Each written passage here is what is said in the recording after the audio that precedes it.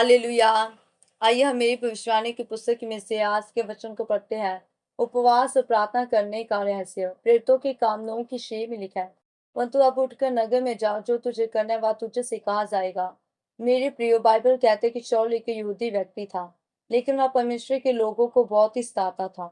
उसने महायाजकों से अनुमति मांगी थी कि जितने भी लोग प्रभु यीशु मसीह को दमिश्क में मानते थे, उनको बांधकर यरूशलेम ले आए। परंतु जब वह दमिश्क के निकट पहुंचा ही था कि चारों ओर से ज्योति चमकी और शाऊल भूमि पर गिर पड़ा।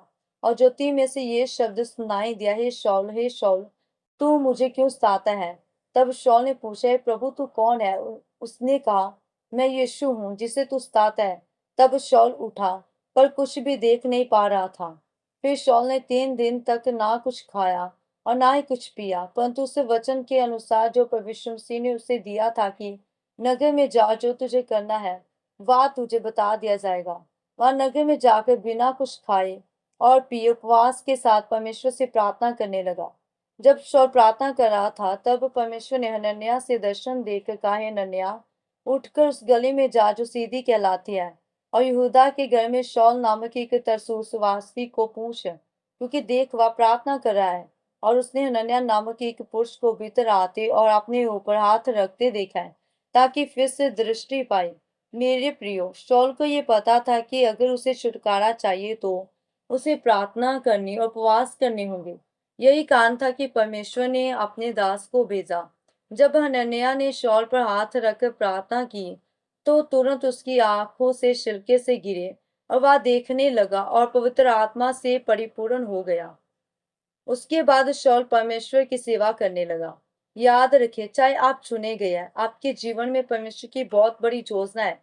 चाहे आपके लिए बहुत सारी भविष्यवाणी हुई है, लेकिन उन सब चीजों का आपके जीवन में कोई भी फायदा नहीं होगा जब तक आप अपने छुटकारे के लिए परमेश्वर से घुटने टेककर प्रार्थना नहीं करते।